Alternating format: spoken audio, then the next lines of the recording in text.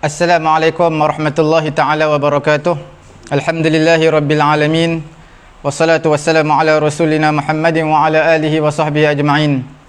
Allahumma aghnina bil ilmi wa zayyinna bil hilmi wa akrimna bit taqwa wa jammilna bil afiyati ya arhamar rahimin.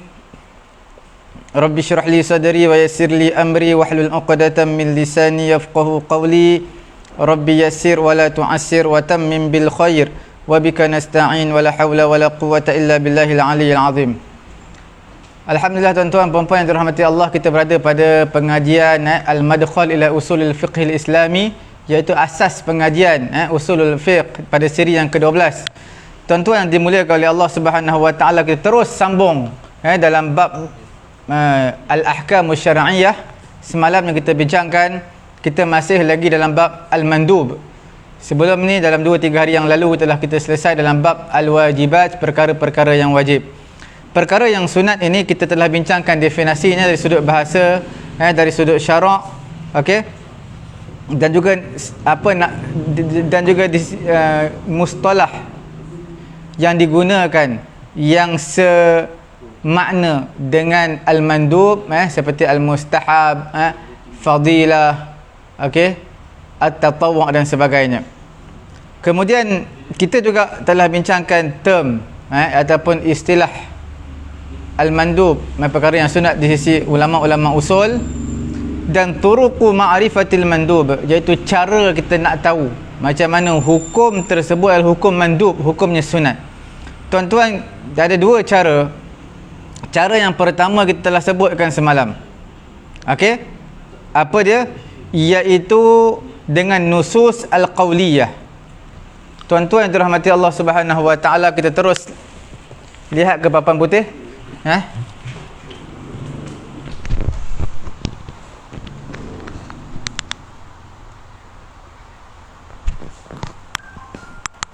Tuan-tuan lihat, bila sebut al-mandub, perkara-perkara yang sunat, okey, macam mana kita nak kenal ini adalah hukumnya sunat? Macam mana kita nak tahu? Maka tuan-tuan, dia ada dua. Yang pertama dipanggil an-nusus, okey, al-qawliyah. Perkara yang kedua kita nak kenal dia melalui apa? Fi'lun Nabi, perbuatan Nabi. Ini adalah mandub.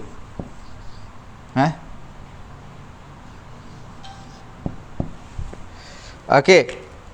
Nusus qawliyah pula terbahagi kepada 3. 1, 2, 3. Yang pertama dia adalah fi'il amar. Amar tersebut sepatutnya menunjukkan kepada wajib, tapi di sana ada qarinah yang memberi keringanan. Qarinah ni, qarinah lah, satu petanda selepas dia memberi keringanan, nak menyatakan amar, fi'il amar ini bukan wajib tetapi hukumnya sunat. Ini dipanggil nusus al-qawliyah, nas-nas ataupun teks qaul. Okey, fi'lun Nabi, perbuatan Nabi. Perkara yang kedua, targhibus syari'. Apa itu targhibus syari'? Targhibus syari' adalah kita panggil galakan. Allah Ta'ala, Nabi memberi galakan kepada umat. Yang ketiga dipanggil apa? Zikrus sawab, menyebut pahala. Tuan-tuan, bila sebut tentang fi'il amar, kita dah bincang semalam dalam suratul Isra', wa minal laili fatahajjad bihi nafilatan laka asa an yab'athaka rabbuka maqaman mahmuda. Okey. Wa minal laili fatahajjad, daripada malam, di antara malam, maka fatahajjad, bertahajudlah kamu, berjaga malamlah kamu untuk solat. Tahajjud, fatahajjad, fi'il amar daripada tahajjada yatahajjadu tahajjudan. Tahajjud fi'il amar. Wa minal laili fatahajjad, tahajjad fi'il amar.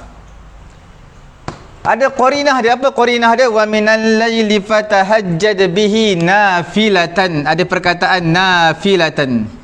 Tuan-tuan nampak? Nafilatan lak. Nafilatan ini adalah qarinah menunjukkan dia adalah sunat. Sebab nafilah ni makna sunat. targhibu syari' kita bincangkan semalam, khairukum man ta'allamal Quran wa 'allamah. Okey. Sebaik-baik di kalangan kamu ni targhibu syari', memberi galakan, memberi motivasi kepada umat. Sebaik-baik kamu adalah orang yang belajar Quran, mengajar Quran. Jadi belajar, mengajar adalah targhibu syari', perkara yang sunat. Sebab apa? Sebab dia targhib. Ada sebaik-baik kamu, orang yang paling baik di kalangan kamu. Zikrus thawab, seperti mana kita sebut semalam, man bana masjidan, siapa yang bina satu masjid, Allah Ta'ala akan bina untuknya satu rumah di syurga. Menyebut pahala. Pahalanya apa? Membina satu rumah di syurga. Itu menunjukkan sunat, bukan bina masjid ni wajib. Okey. Kemudian sekarang kita akan berpindah kepada fi'lun Nabi yang kedua. Tuan-tuan lihat di papan putih, fi'lun Nabi. Fi'lun Nabi ni perbuatan Nabi, yang mana perbuatan ini taqarrub ila Allah, untuk mendekatkan diri kepada Allah, dan tidak ada dalil menunjukkan ke atas kewajipan Nabi SAW. Tidak ada dalil yang menunjukkan perkara ini wajib ataupun khususiat untuk Nabi, tak ada.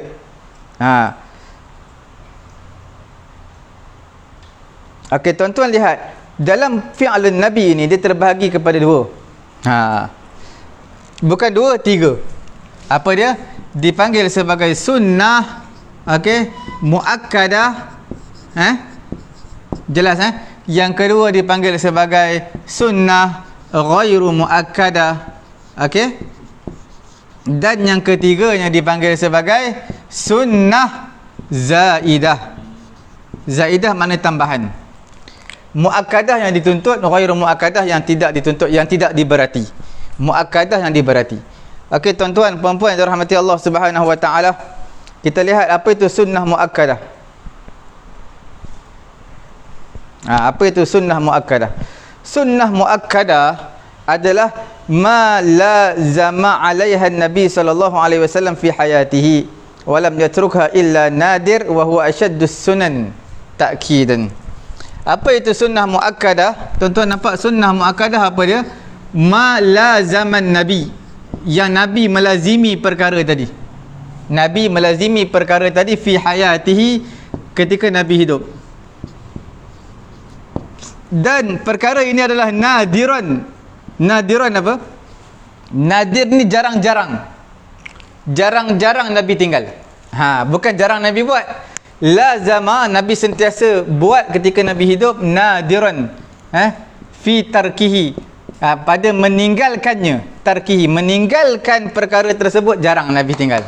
Ini adalah dipanggil apa? Sunnah muakkadah, asyaddus sunan. Apa itu asyaddus sunan? Antara sunat yang paling kuat lah, sunat yang ditekankan dalam syariat. Okey, contohnya seperti apa tu? Contoh seperti apa? Tulisan jelas okey. Seperti apa tu? Iaitu qabliyatul fajr. Qabliyatul fajr. Apa itu qabliyatul fajr? Solat sunat qabliyah subuh 2 rakaat. Ini sunat muakkadah. Sebab Nabi tak tinggal, jarang sangat Nabi tinggal. Ataupun dipanggil solat witir. Witir ni Nabi wajib kepada Nabi. Nabi kata salasun hunna alayya faraid wa hunna lakum tatawwu'. 3 perkara ke atas aku wajib, kepada umatku sunat. Salah satunya adalah solat witir. Okey, tuan-tuan, puan-puan yang dirahmati Allah Subhanahu wa taala, bila sebut tentang solat witir qabliyatul fajar, Nabi tak tinggal. Kalau Nabi tinggal hanya sekali ataupun 2 kali, menunjukkan perkara tersebut tidak wajib. Kalau Nabi buat tak tinggal-tinggal, itu namanya wajib. Kemudian al-madmadah wal istinsyaq, masuk air dalam hidung, dalam mulut, berkumur-kumur ketika mengambil wuduk, itu juga sunat muakkadah yang selalu Nabi buat. Okey. Kemudian tuan-tuan, cara nak kenal ini sunat muakkadah ataupun tidak, macam mana yang saya bagi tahu tadi, dia adalah kita panggil lazaman Nabi. Nabi sentiasa buat. Yang kedua nadir, jarang Nabi tinggal, nadirun. Dan yang ketiganya nadir, jarang Nabi tinggal. Kemudian yang ketiga, Nabi akan buat lazama ni 2. ketika safar pun Nabi buat, ketika hadar pun Nabi buat. Hadar ni apa? Hadar ni makna ketika tidak safar. Ketika bermusafir pun Nabi buat, ketika tak bermusafir pun Nabi buat. Okey? Itu menunjukkan perkara ini adalah perkara yang sunat muakkadah yang dituntut sangat-sangat. Okey?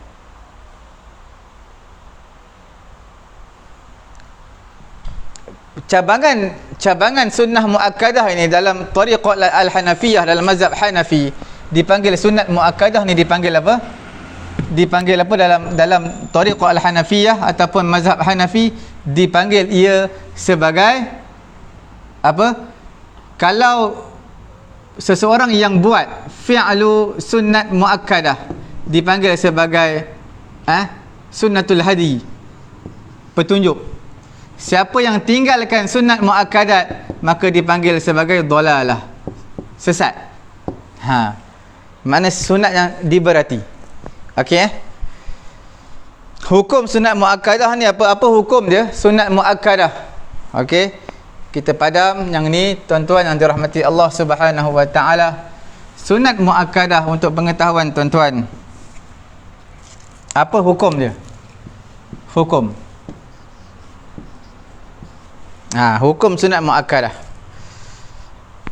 Siapa buat dapat pahala? Okey. Siapa yang tinggal maka tak ada dosa. Tetapi dia berhak untuk mendapat celaan daripada syariat. Makna siapa yang buat? Apa dia? Siapa yang buat? Fa'ala, yang buat sunat muakkadah. Yang tinggal, apa yang dia akan dapat? Orang yang buat, dia akan dapat apa? Al-thawab, pahala. Kemudian yang tinggal, dia tidak dapat iqab, hukuman azab. Dia tak ada azab sebab dia sunat. Tetapi dia yastahiqu, dia berhak untuk mendapat apa? Yastahiqu al-lawm wal itab. Apa itu al-lawm wal itab? Daripada Allah, iaitu celaan. Kerana ni sunat yang berat, mereka tak buat. Okey.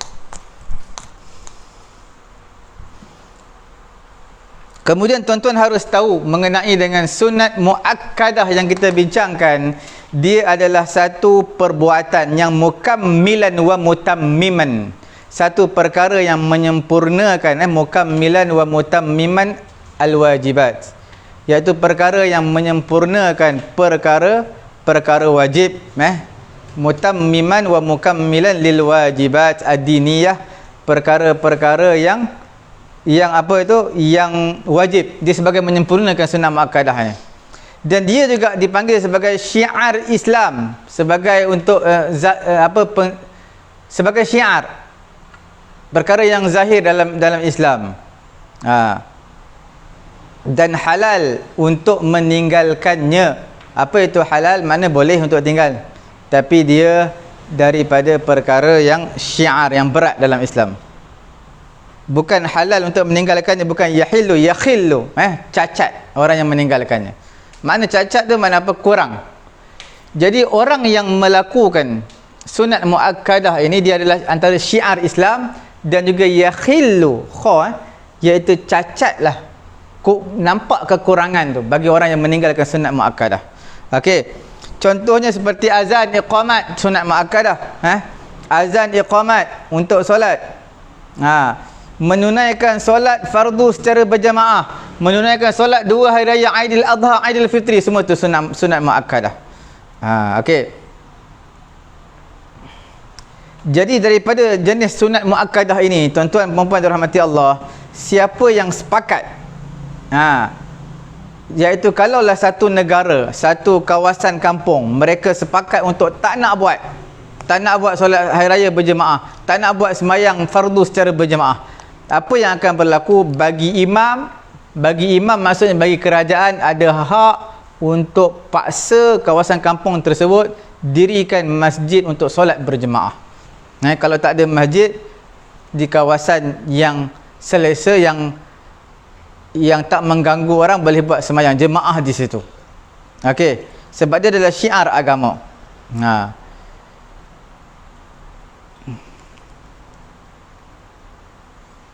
Dan juga sebahagian di kalangan ulama menyatakan boleh kerajaan tersebut perang penduduk kampung tersebut. Apa maksud perang? Perangi, iaitu menjatuhkan hukuman ataupun paksa mereka sampailah mereka melakukan solat berjemaah di kawasan kampung tersebut. Sebab mereka tak ambil berat tentang, tak ambil cakna, tidak cakna tentang syiar agama Islam. Okey. Ulama-ulama usul, mereka namakan sunat muakkadah ini, mereka namakan satu term yang digunakan oleh ulama usul, sunnah muakkadah, ada satu nama yang lain dipanggil sebagai sunnah kifaiyah. Kifaiyah ataupun sunnah kifayah. Okey, sunnah apa? Sunnah kifayah. Sunnah kifayah. Sunnah kifayah. Ulama usul namakan sunnah muakkadah adalah sunnah kifayah. Okey, tuan-tuan puan-puan dirahmati Allah Subhanahu Wa Taala, kita masuk yang kedua. Kita masuk pada hari ini yang kedua dalam perkara kita nak kenal turukul mandub, cara nak kenal sunat yang dipanggil sunat ghairu muakkadah. Macam mana ya? Dia mudah ya. Kalau sunat muakkadah yang kita bincangkan tadi, sunat ghairu muakkadah yang selain daripada itu. Apa dia? Iaitu Nabi SAW buat pada ketika hidupnya tapi Nabi tak melaziminya. Nabi buat tapi Nabi tak melazimi, tak berterusan buat perkara tersebut. Bahkan kadang-kadang Nabi buat, kadang-kadang Nabi tak buat. Okey dinamakan sunat ini dinamakan sebagai an-nafilah al-mustahab, at-tatawwu' dan juga selain daripada itulah. Itu dinamakan sebagai sunat ghairu muakkadah. Tapi masih lagi sunat ya.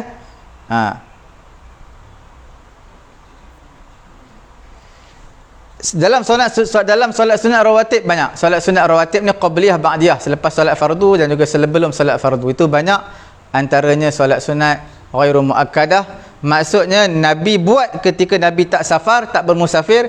Ketika Nabi musafir, Nabi tinggalkan, Nabi tak buat. Dia tak macam sunat muakkadah. Sunat muakkadah ketika Nabi bermusafir ke Nabi tak musafir ke, Nabi tetap buat, tidak akan tinggal. Itu perbezaan. Sunat ghairu muakkadah yang tidak muakkad adalah Nabi buat ketika tidak bermusafir, Nabi tinggal ketika bermusafir. Okey. Di antaranya seperti puasa hari Isnin Khamis. Hari Isnin Khamis adalah sunat ghairu muakkadah. Sebab takkan Nabi setiap minggu dia puasa. Jarang sangat Nabi tinggal. Tidak, bila Nabi ada keperluan, Nabi tinggalkanlah.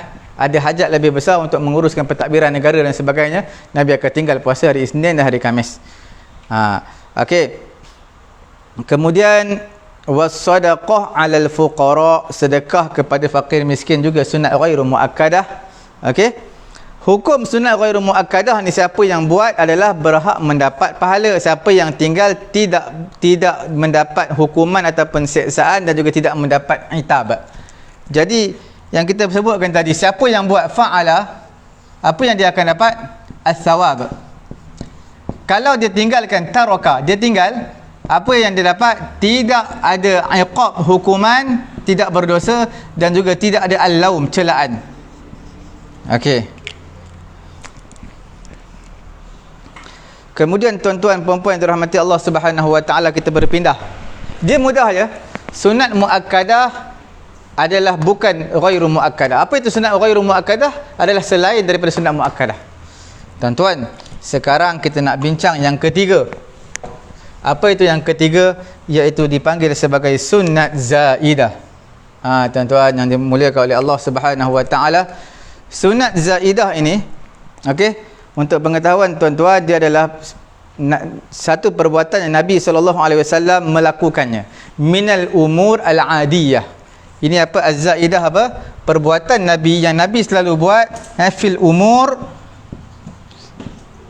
al-adiyah. Apa itu umur al-adiyah? Perkara-perkara yang biasa. Al-adi. Adi, perkara biasa yang selalu Nabi buat. Makan, minum, mandi, semua Nabi buat. Itu manusia semua buat. Tak ada manusia yang tak makan dan tak minum. Seperti manusia-manusia lain. Dan tidak ada apa yang Nabi buat ini hubungan untuk tabligh, menyampaikan daripada Allah Ta'ala, menerangkan syariat Allah. Tidak ada penerangan daripada syariat, bukan menerangkan hukum syariat. Tapi Nabi buat. Nabi pakai baju, Nabi makan, Nabi minum, perkara-perkara yang biasa manusia buat. Jadi yang demikian, apa yang selalu Nabi buat pada makan, minum, pakaian Nabi. Pakaian Nabi, apa yang Nabi pakai. Dan seumpama itu, contohnya seperti pakaian putih. Pakaian putih, maka dia adalah sunnah. Tetapi sunnah tadi adalah min jihatil iqtida'i bin Nabi sallallahu alaihi wasallam. Contohnya apa? Contohnya adalah ala sabilil misal, masalan. Okey. Apa dia? Lubsu, memakai. Okey. Thawbil abyad. Apa dia tu? Pakaian putih. Adakah ini sunnah Nabi? Ini adalah, kalau seseorang pakai jubah putih, sebab apa dia pakai jubah putih? Adalah sunnah zaidah min jihatil iqtida' bin Nabi, dari segi mengikut apa yang Nabi buat. Okey.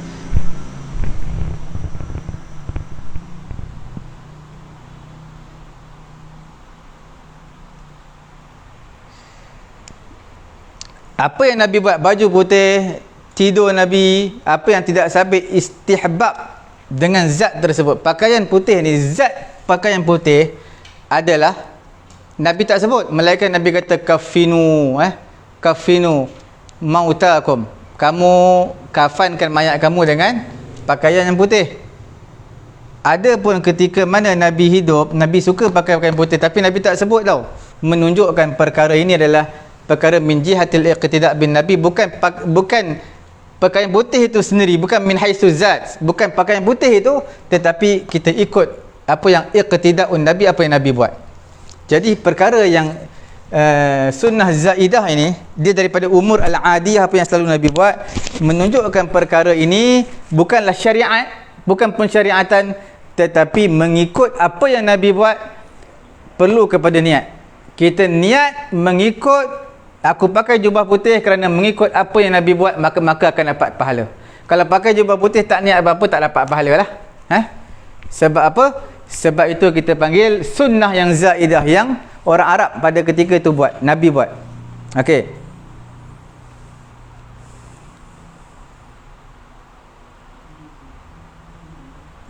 Jadi tuan-tuan puan-puan yang dirahmati Allah Subhanahu wa taala, kesimpulan dia, kita nak bagi tahu perkara mandub ini, perkara yang sunat, apa yang Nabi buat. Apa yang Nabi buat. Okey. Ala wajhil adah wal bashariyah kal akl wa syurb, sama ada dari segi adat, kebiasaan. Apa itu?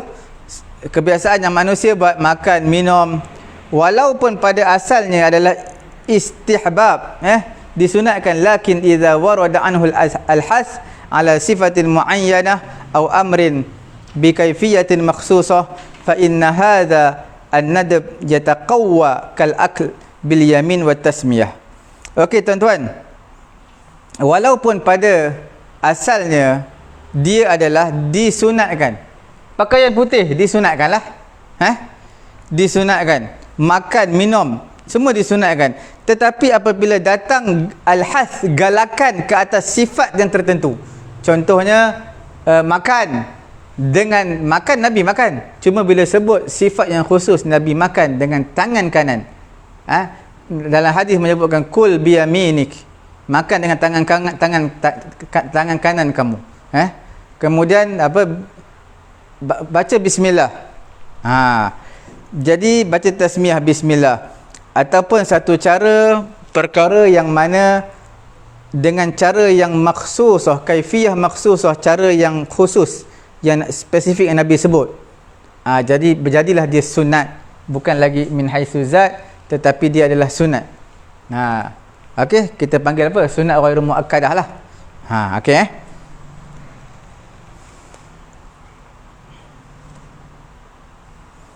Jadi kesimpulan dia bagaimana tuan-tuan puan-puan yang dirahmati Allah Subhanahu wa taala? Tuan-tuan bila sebut tentang yang ketiga ni, sunat zaidah, pakaian putih. Pakaian putih ini walaupun asalnya adalah mustahab, dituntut. Dituntut. Tetapi kebiasaan orang Arab pakai baju jubah juga. Jubah putih. Kemudian daripada umur al-adiyah. Al-umur al-adiyah. Perkara yang biasa. Yang biasa buat. Makan Nabi, minum Nabi, tidur Nabi. Tapi bila mana kaifiyah maksusah dengan cara yang spesifik Nabi tekankan, maka itu hukumnya sunat.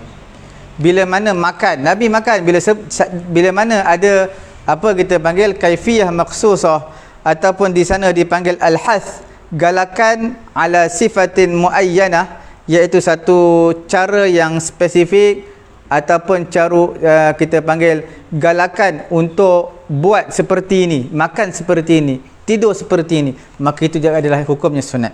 Kalau tidak ada penekanan daripada Nabi seperti biasa, maka itu dipanggil sebagai sunat zaidah, dan sunat zaidah adalah mendapat pahala daripada Allah dengan syarat kita niat perkara ini adalah mengikut kita nak buat apa yang Nabi buat.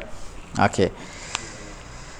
Tuan-tuan puan-puan yang dirahmati Allah Subhanahu wa taala, ini adalah perkara mandub. Kita akan masuk perkara yang ketiga pada hari ini, tuan-tuan puan-puan yang dirahmati Allah Subhanahu wa taala, dipanggil al-muharram.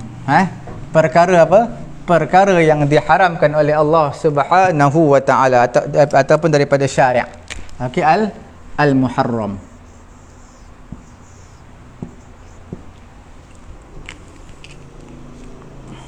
Tuan-tuan puan-puan dirahmati Allah Subhanahu wa taala, bila sebut tentang muharram, definisi muharram itu dari segi lughah bahasanya adalah al-man'u, tegahan, al-mahzur, kita panggil apa, prohibited, dilarang. Okey, perkara yang muharram ini ataupun haram dalam istilah usul adalah ma talaba syari' tarakahu talaban jazim. Jadi macam semalam, sama term ataupun istilah usul, istilah ulama usul, istilah apa, istilah al-usuliyun, al-usuliyin, ulama-ulama usul. Apa dia? Satu perkara ma talaba syari', okey, ma talaba syari'u, kalau perkara itu perkara wajib adalah fi'lahu, okey, membuatnya. Syariat menuntut untuk membuatnya, itu perkara wajib. Tapi sekarang ini syariat ataupun Allah Ta'ala, syariatnya Allah Ta'ala menuntut bukan untuk buat, tapi suruh kita tinggalkan. Tarakahu, tinggalkan. Kemudian talaban jaziman, okey, maka ini adalah hukumnya haram. Syariat Allah Ta'ala suruh kita tinggal dengan tinggalkan yang sungguh-sungguh. Tuan-tuan, sebelum kita masuk dalam bab makruh, saya bagi tahu awal-awal tuan-tuan, dalam istilah ulama-ulama usul, ini perkara yang haram. Kalau perkara yang makruh, nanti saya tak boleh hurai dah. Perkara yang makruh adalah sama, ma talabu syari' tarukahu talaban, di sini ditambah satu, iaitu ghairu jazimin. Perkara ghairu jazimin, apa maksudnya? Satu tuntutan daripada syarak, satu tuntutan daripada syariat, daripada Allah Subhanahu wa taala, talaban, tuntutan untuk kita tinggalkannya, talaban ghairu jazim, ini hukumnya makruh. Satu istilah lah, tuan-tuan perlu ingat. Okey, kemudian kita terus masuk mengenai dengan contoh perkara-perkara yang diharamkan, yang mana tarukahu talaban jaziman. Contohnya apa yang Allah Ta'ala tak nak kita buat, perkara tersebut haram, dia terbahagi kepada tiga. Tuan-tuan, terbahagi kepada berapa? Perkara ini tarukahu talaban jaziman, dia terbahagi kepada tiga. Yang pertama qaul, perbuatan, qaul. Yang kedua adalah fi'il, qaul perkataan, fi'il perbuatan. Yang ketiga adalah dipanggil amalul qalbi. Apa itu qaul? Perkataan yang haram, yang Quran syariat minta untuk kita tinggalkan. Tarukahu talaban jaziman, contohnya seperti mengumpat. menuduh perempuan-perempuan yang suci dengan tuduhan yang tidak baik, dipanggil haddul qadhaf. Perbuatan yang haram, membunuh, mencederakan orang tanpa sebab, mencuri. Yang kata amalan hati, amalul qalbi, seperti rasa iri hati, dengki, busuk hati dan sebagainya. Okey, ini semua perkara yang diharamkan oleh Allah Subhanahu wa taala. Okey,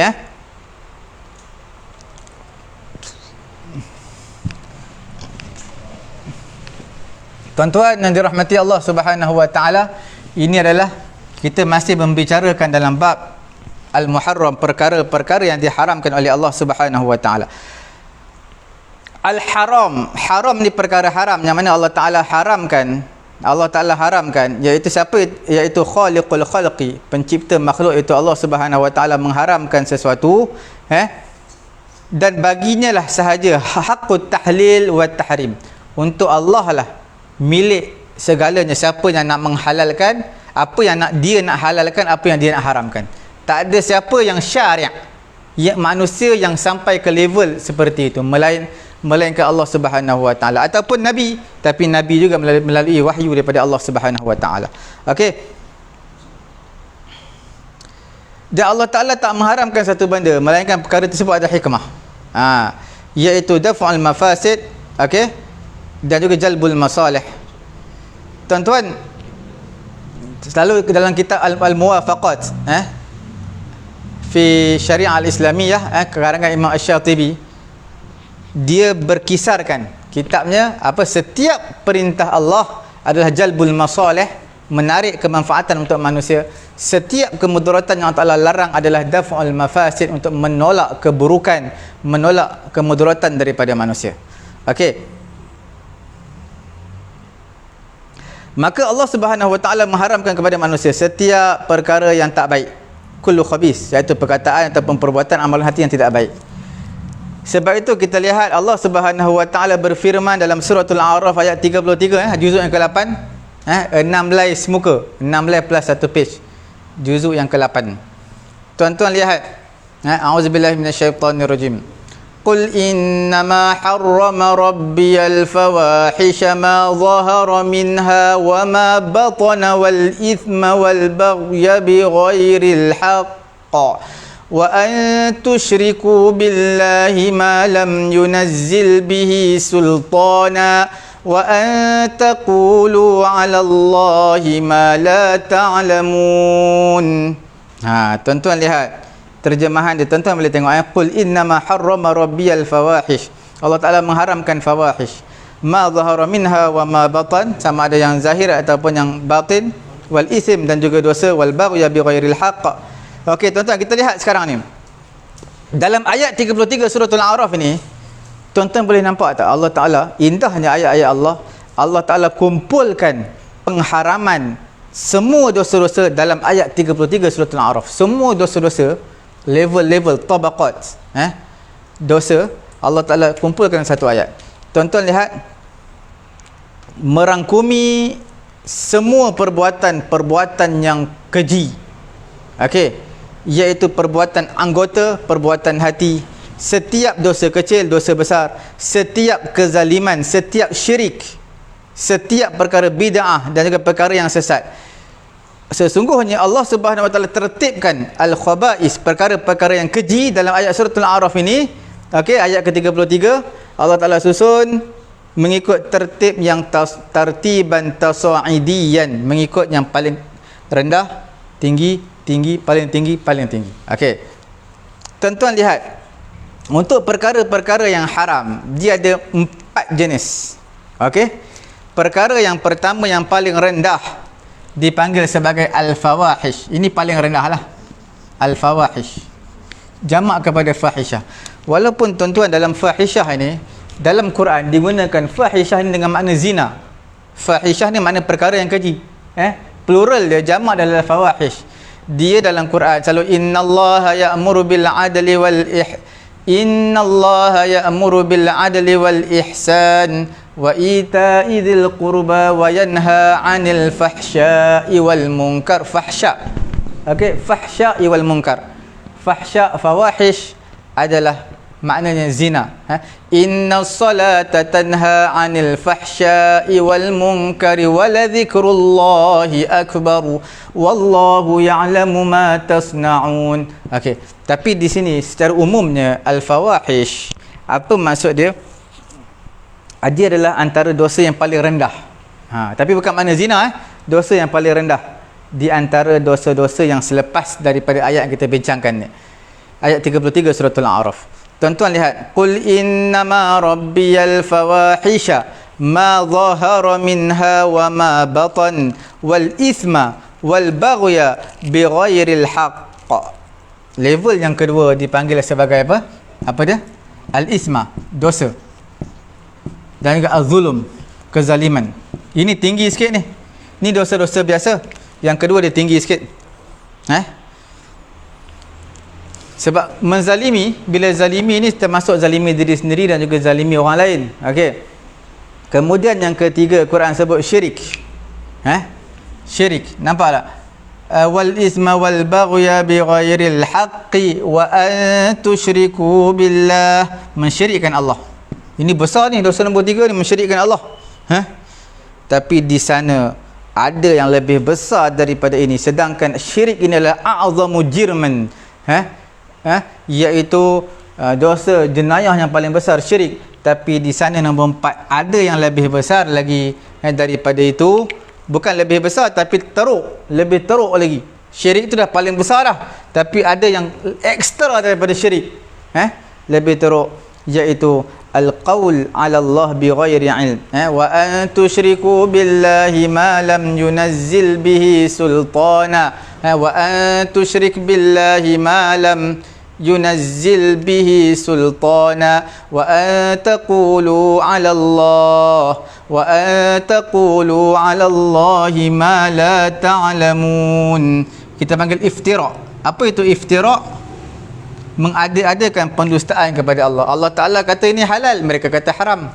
Mereka kata Allah Ta'ala kata haram, padahal Allah Ta'ala tak kata, mereka yang kata. Al-ithim, dosa. Al-zulum adalah kezaliman. Al-syirik, syirik.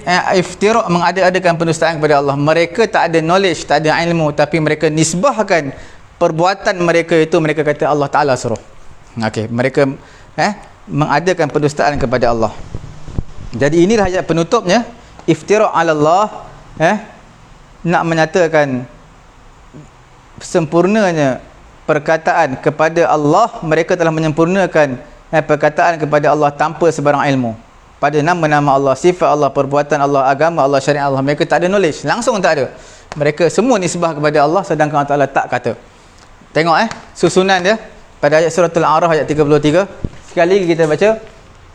Qul innama rabbiyal fawahisha ma zahara minha wa ma batana wal ithma wal baghya bighairil haqq wa an tusyriku billahi ma lam yunazzil bihi sultana wa nombor 4 wa an taqulu 'ala Allahi ma la ta'lamun. Nampak dosa kecil, besar sikit, paling besar. Ini dosa ekstra kepada besar. Okey tuan-tuan puan-puan yang dirahmati Allah Subhanahu wa taala. Kita lihat lagi pada pagi yang mulia ini, kita lihat hukum nama-nama al-muharram, perkara yang diharamkan. Tuan-tuan, bila sebut tentang muharram, perkara yang diharam, yang dilarang, sebenarnya banyak atau term-term yang muradif, yang sama, yang semakna dengan dia. Contoh al-mahzur, perkara yang dilarang. Al-haram, okey, az-zambu, dosa, haram lah tu.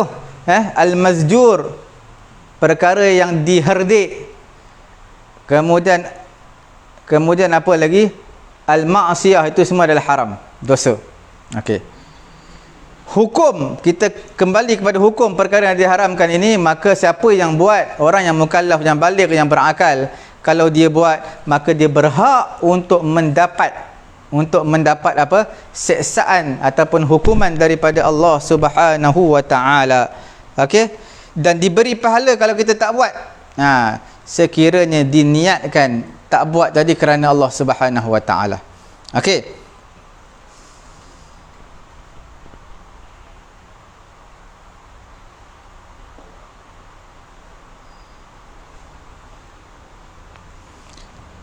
Tuan-tuan yang dirahmati Allah Subhanahu wa taala, dia berbeza.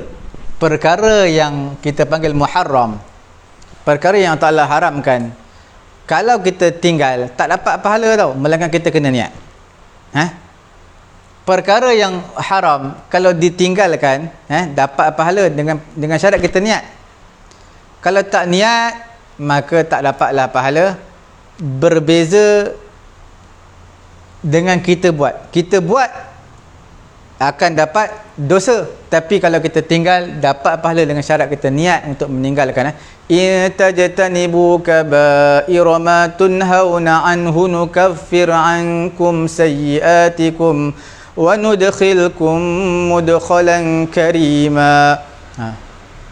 In tajtanibu, sekiranya kamu jauh dosa-dosa kaba'ira ma tunhau, apa yang dilarang kepada kamu, akan nukaffir ankum, akan diampunkan dosa kamu. Jauh tu dengan niat. Tak nak buat perkara haram dengan niat, dapat pahala. Tuan-tuan, puan-puan yang dirahmati Allah Subhanahu wa taala, kita terus berpindah kepada turuq. Turuq ni apa? Cara kita nak kenal turuqul muharram. Kita nak kenal perkara dengan cara macam mana kita nak tahu perkara ini adalah perkara yang haram. Macam mana kita nak tahu daripada nas? Tuan-tuan, untuk pengetahuan tuan-tuan puan-puan dirahmati Allah Subhanahu wa taala, perkara yang pertama, saya tulis perkara yang pertama dengan nas. Nas Quran ataupun hadis. Okey. Perkara yang kedua adalah nas juga, nas tapi bisiratin nahi. Sirah dengan sirah apa? An-nahi, makna larangan, jangan. Nahi itu makna jangan, larangan. Okey. Yang ketiga, kita dapat faham. Yang ketiga, kita dapat faham daripada apa? Perkara tersebut haram daripada tartibul uqubat. Apa itu tartibul uqubat? Iaitu susunan tertib hukuman demi hukuman. Nanti kita akan bacakan contoh semua sekali, bisiratin nahi. Okey, kita akan bacakan contoh semuanya. Okey, tuan-tuan puan-puan yang dirahmati Allah Subhanahu wa taala, kita lihat contoh di papan putih tadi. Seperti mana yang saya bagi tahu, yang pertama adalah an-nas, daripada nas. Nas itu datang dengan lafaz yang menunjukkan perkara tersebut haram. Contoh tuan-tuan lihat dalam suratul Maidah ayat yang ketiga, suratul Maidah juzuk ke-6 ayat ketiga. Hurrimat alaikumul maitatu wad-damu wa lahmul khinziri wa ma uhilla li ghairillahi bihi wal munkhaniqatu wal mawqudhatu wal mutaraddiyatu wan natihah. Nampak tak? Hurrimat alaikumul, hurrimat mana apa? Diharamkan. Jelas. Hurrimat mana diharamkan. Tak ada kata oh ni haram, ni bukan makna haram, makna lain. Tak ada. Diharam, tak haram lah. Hurrimat alaikum, diharamkan kepada kamu bangkai, darah. Okey. Kemudian kita lihat perkara yang kedua, dengan nas daripada Quran tu juga, nas iaitu digunakan penafian terhadap halal. Penafian terhadap halal, makna tidak halal. Macam mana tu? Contoh dalam hadis Nabi, la yahillu malum ri'in, tidak halal harta orang Islam. La yahillu malum ri'in muslimin illa bitibin min nafsihi, tidak halal harta seorang Islam melainkan dengan sukarela daripada dirinya. Kita tak boleh nak paksa orang ambil harta dia, tak boleh tekan orang kita untuk dapatkan harta dia. Bahkan bitibin min nafsihi, la yahillu mana tidak halal, mana haram. Kita paksa orang, tekan orang, suruh dia jual barang dia, suruh dia bagi kita barang dia, suruh dia sewakan barang dia kepada kita, haram. Tak boleh. Sebab Nabi kata la yahillu malum ri'in muslimin. Nampak tak? La yahillu, tidak halal. Perkara yang kedua di papan putih, kita tengok an-nasu bi siratin nahi. Nas tapi datang dengan sirah larangan. Contoh, tuan-tuan lihat dalam suratul Maidah ayat yang ke-9.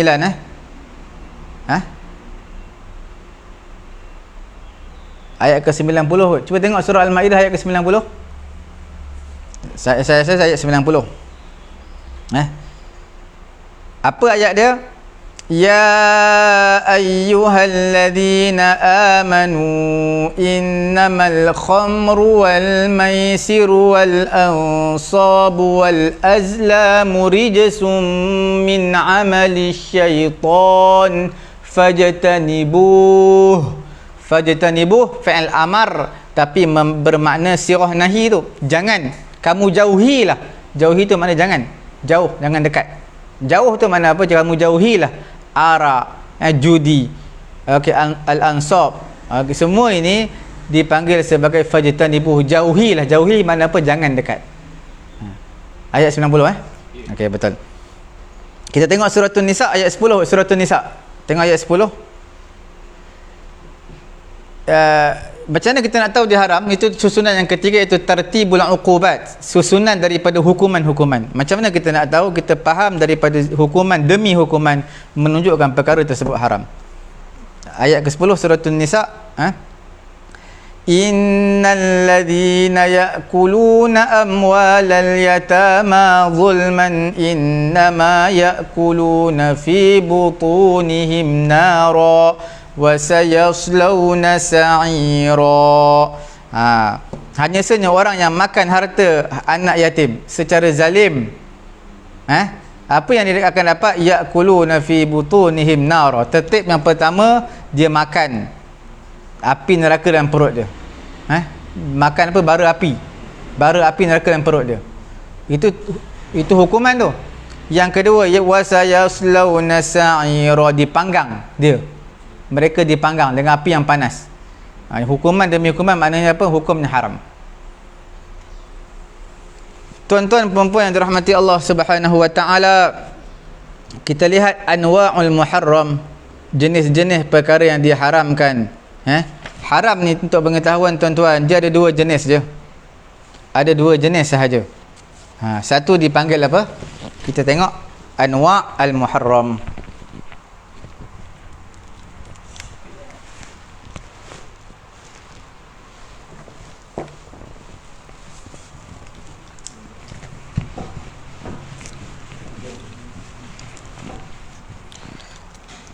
Tuan-tuan tengok anwa'. Anwa' ni mana apa? Jenis. Plural kepada nau'. Plural kepada apa? Nau'. Yang pertama dipanggil apa? Al-muharram li zatih. Perkara yang diharamkan tapi li zatih, kerana benda tu haram. Li zatih. Perkara yang kedua, al-muharram tapi apa? Li ghairih. Benda lain yang menyebabkan diharam. Tuan-tuan nampak gambaran dia? Dia li zatih, zat itu, ain tu sendiri yang haram, tak ada kena-mengena dengan benda lain. Contohnya makan bangkai. Makan bangkai sebab apa haram? Sebab bangkai tu memang haram. Okey. Berzina, sebab apa berzina haram? Sebab zina tu memang haram. Okey. Lagi minum arak, sebab apa minum arak haram? Arak tu sendiri tu memang, arak tu memang haram. Itu kita panggil al-muharram li zatih. Okey. Kerana apa dia muharram li zati? Kerana dalam benda tersebut ada kemudaratan. Sebab apa bangkai itu haram? Dalam bangkai itu ada kemudaratan. Sebab apa arak itu haram? Dalam arak itu ada kemudaratan. Sebab apa berzina haram? Dalam perzinaan itu ada kemudaratan. Okey. Tuan-tuan yang dimuliakan oleh Allah Subhanahu wa taala, satu lagi al-muharram li ghairihi. Muharram li ghairihi adalah sebab pengharaman je kerana satu benda yang lain. Al-muharram li ghairihi bukan benda tu yang haram, haram dia disebabkan satu perkara yang lain. Perkara khariji, amrun khariji, perkara luaran yang menyebabkan dia haram. Contohnya sembahyang di tanah yang dirampas. Tanah tu orang punya. Ada orang rampas tanah orang, seseorang merampas tanah orang lain dan dia dirikan solat di dalamnya. Adakah solat itu haram? Solat tidak haram, tetapi menggunakan tanah orang lain itu haram. Jadi apa yang kita nak bagi tahu, iaitu solat di tanah yang dirampas, maka itu kita panggil muharram li ghairihi. Solat tu tak haram, tetapi disebabkan dilaksanakan di tanah yang haram, tanah maghsub yang dirampas, maka dia juga adalah hukumnya haram. Okey, sebab bukan sebab sembahyang tu haram amrun khariji, sebab satu benda yang lain. Contohnya jual beli pada hari Jumaat, pada azan yang kedua. Azan yang kedua hari Jumaat, orang nak sibuk sembahyang Jumaat, dia berjual beli. Jual beli tak haram.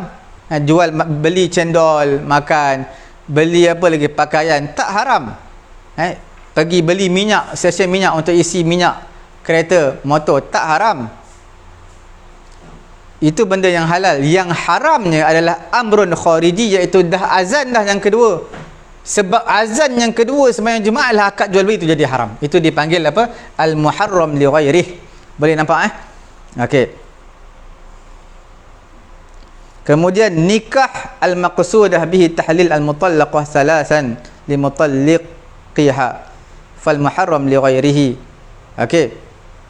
Nikah seseorang yang ditalak 3, perempuan yang ditalak 3 oleh suami dia, tak boleh untuk dia nikah balik dengan suami dia, melainkan dia kena nikah dengan orang lain, laki lain. Dah bersetubuh dengan laki lain, dah nikah semua, barulah boleh menikah baru dengan suami yang pertama tadi.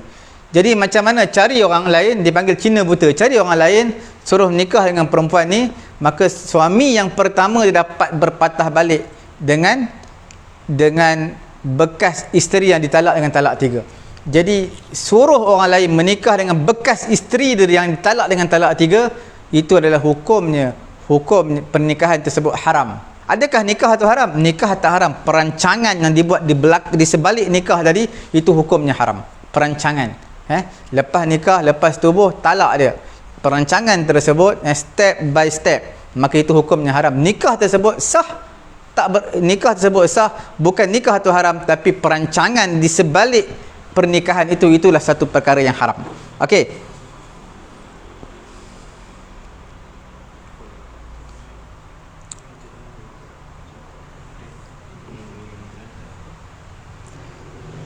Seperti mana kita sebutkan tadi, sembahyang. Sembahyang itu perkara yang wajib atau perkara ibadat. Bila mana seseorang sembahyang zuhur tu wajib, tapi buat di tanah yang dirampas milik orang lain tanpa izin daripada orang tersebut, maka hukumnya adalah haram. Dan orang yang sembahyang tu adalah berdosa walaupun dia buat ibadat. Okey. Sebab apa jadi berdosa? Kerana al-i'tida ala milkil ghair, kerana buat zalim terhadap tanah orang lain. Tu bukan milik dia, milik orang lain. Dia buat sembahyang di situ, seolah-olah dia telah menzalimi harta orang lain.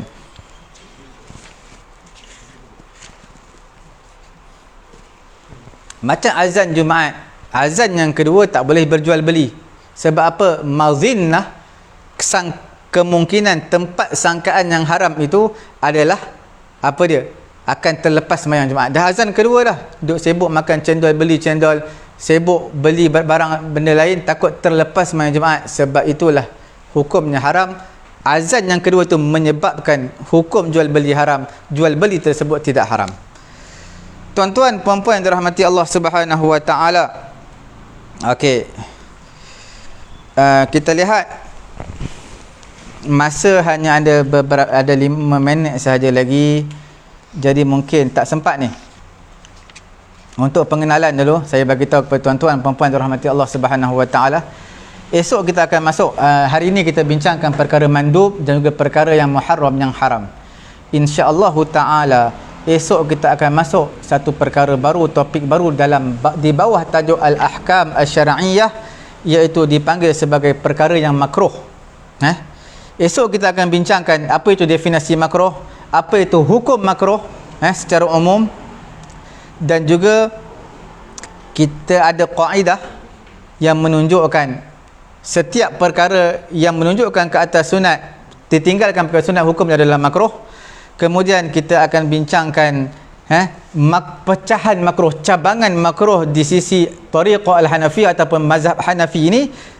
Mereka pecahkan kepada 3, iaitu muharram, perkara yang haram, ada yang dipanggil sebagai makruh tahrimi, dan juga ada yang dipanggil makruh tanzihi. Okey, 3 pecahan. Kemudian kita akan tengok turuq ma'rifatil makruh, cara nak kenal perkara-perkara makruh macam mana dalam Quran dan juga hadis. Selepas itu kita akan masuk topik yang baru dipanggil topik al-mubah, iaitu harus. Dan selepas daripada itu insya-Allah esok juga kita akan masuk iaitu al-azimah dan juga rukhsah. Azimah satu term. Tuan-tuan perlu tahu perkara yang wajib. Azimah, rukhsah satu kelonggaran. Itu juga satu term dalam usul yang tuan-tuan perlu tahu. Esok insya-Allah kita akan bincang kesemuanya kalau tidak ada apa-apa arahan melintang. Cukup sekadar ini tuan-tuan, puan-puan dirahmati Allah Subhanahu wa taala. Selepas daripada itu baru kita selesai dalam bab hukum taklifi. Kita akan masuk satu hukum lagi dipanggil hukum al-wad'i. Masih dalam topik yang besar al-ahkam syar'iyah yang kita bincang pada awal-awal dahulu. Al-ahkam syar'iyah ada hukum taklifi, ada hukum wad'i. Insya-Allah esok tidak ada aral melintang, kita akan habiskan hukum taklifi dan kita akan lusa insya-Allah kita akan masuk hukum al-wad'i. Okey. Cukup sekadar itu tuan-tuan puan-puan dirahmati Allah. Jangan lupa tekan sama-sama butang share untuk memanjangkan kebaikan kita pada pagi yang mulia ini dalam pengajian asas usulul fiqh, yang mana tuan-tuan nampak macam susah, sebenarnya insya-Allah dia adalah satu perkara yang mudah. Dan tuan-tuan terlepas pengajian usulul fiqh, kita boleh terus ke melayari page Facebook kita Pusat Tahfiz At-Taqwa, layari YouTube kami Pusat Ilmu At-Taqwa. Di sana ada playlist yang admin telah siapkan untuk kemudahan tuan-tuan. Dan di sana juga ada pengajian ilmu nahwu dan juga saraf, pengajian bahasa Arab Al-Quranul Karim. Semuanya ada di sana. Insya-Allah taala tuan-tuan boleh layari page kami yang kami sediakan kepada tuan-tuan tanpa apa-apa bayaran. Tuan-tuan boleh terus kerana semata-mata untuk mendapat ibtigha mardatillah, untuk mendapat redha Allah Subhanahu wa taala. Cukup sekadar ini, kita tutup majlis kita dengan tasbih kafarah. Subhanallahumma wa bihamdihi, subhanakallahumma wa bihamdika, asyhadu an la ilaha illa anta, astaghfiruka wa atubu ilaik.